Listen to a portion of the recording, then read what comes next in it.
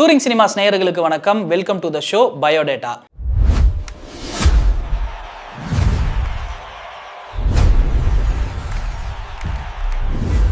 அடிமை பெண் படத்தில் வந்துட்டு எம்ஜிஆர் அவர்கள் 2 கேரக்டர் பண்ணியிருப்பாங்க. அதில் ஜோடியாகவும் எம்ஜிஆருக்கு அம்மாவாகவும் வந்து நடிக்கிறாங்க பண்டரிபாய் அவர்கள்.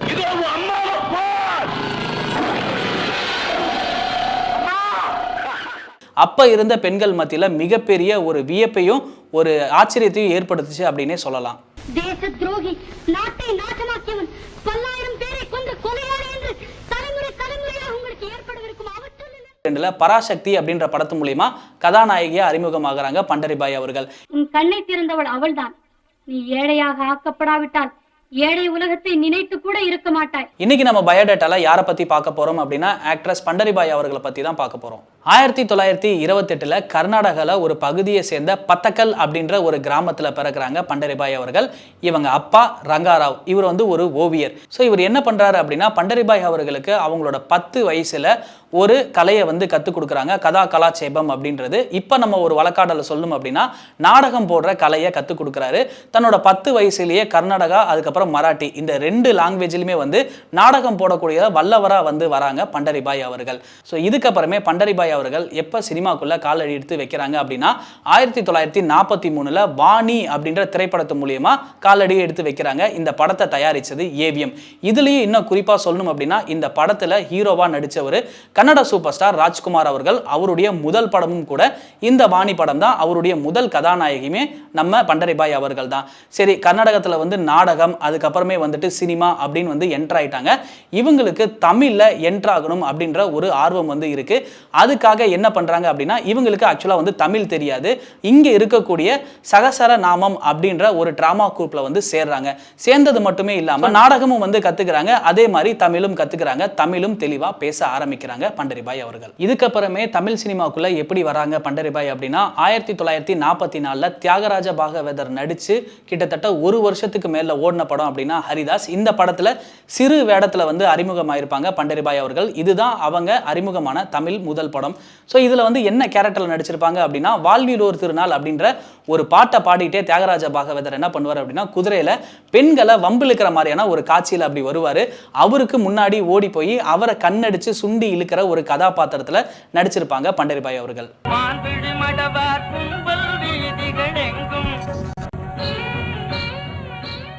1951 எம்ஜிஆர் அவர்கள் நடிச்சு ரிலீஸ் ஆன படம் தான் மர்மயோகி. இந்த படத்துலையுமே வந்து ஒரு சின்ன கேரக்டர் தான் வந்து நடிச்சாங்க பண்டரிபாய் அவர்கள்.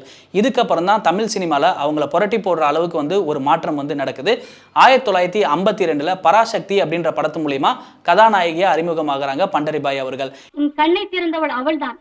நீ ஏழையாக ஆக்கப்படாவிட்டால் ஏழை உலகத்தை நினைத்து கூட இருக்க மாட்டாய். இந்த வாய்ப்பு அவங்களுக்கு எப்படி கிடைக்குது அப்படின்னா கன்னடத்தில் நாடகம் பண்ணாங்க, அதுக்கப்புறம் படமும் நடித்தாங்க. தமிழில் கால் ஊன்றணும் அப்படின்ற ஒரு ஐடியா இருந்தது. அதுக்காக வந்து அவங்க தேர்ந்தெடுத்தது சகசர நாமம் அப்படின்ற ட்ராமா ட்ரூப்பில் சேர்ந்தாங்க இல்லையா, அந்த ட்ராமா ட்ரூப்போட டைரக்டர்ஸ் கிருஷ்ணன் பஞ்சு இவங்க 2 பேர் மூலியமாக தான் பராசக்தியில் நடிக்கக்கூடிய வாய்ப்பு இவங்களுக்கு கிடைக்குது.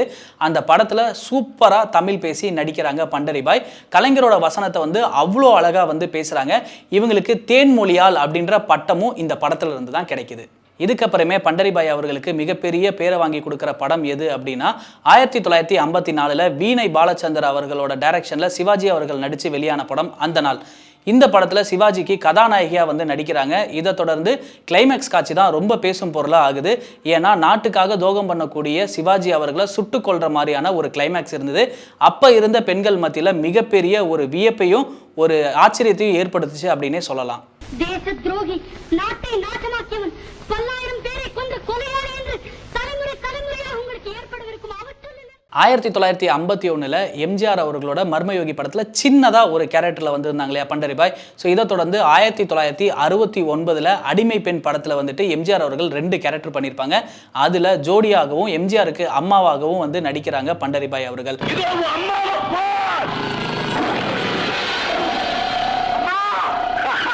ஸோ இதை தொடர்ந்து பல படங்களில் எம்ஜிஆர் அவர்களுக்கு அம்மா கேரக்டர் நடிச்சு எம்ஜிஆரோட அம்மா அப்படின்னா இவங்க முகம் தான் வந்து ஞாபகத்துக்கு வரும். அந்த அளவுக்கு வந்து அம்மா கேரக்டரில் ரொம்ப சூப்பராக வந்து பண்ண ஆரம்பிச்சாங்க பண்டரிபாய் அவர்கள். பராசக்தியில் சிவாஜிக்கு கதாநாயகியாக நடிச்சிருந்தாங்க. காலப்போக்கில் வந்து பார்த்தோம் அப்படின்னா சிவாஜிக்கு அண்ணியாகவும் அம்மாவாகவும் தங்கையாகவும் பல படங்களில் நடித்தாங்க. குறிப்பாக சொல்லணும் அப்படின்னா 1960 முக்கிய கதாபாத்திரங்களில், அதாவது ஹீரோயினா நடிச்சிட்டு இருந்த இவங்க அதுக்கடுத்த காலகட்டத்தில் குணச்சித்திர வேடங்கள்லையும் நடிக்க ஆரம்பிச்சாங்க பண்டரிபாய் அவர்கள். எம்ஜிஆர், சிவாஜி அந்த காலகட்டத்தில் இருந்த எல்லா நடிகர்களுக்குமே வந்து அம்மாவா நடிக்க ஆரம்பிக்கிறாங்க பண்டரிபாய் அவர்கள். இன்னமும் சொல்லணும் அப்படின்னா சூப்பர் ஸ்டார் ரஜினிகாந்த் அவர்களுக்குமே வந்து அம்மாவா நடிச்சிருந்தாங்க மன்னன் படத்தில்.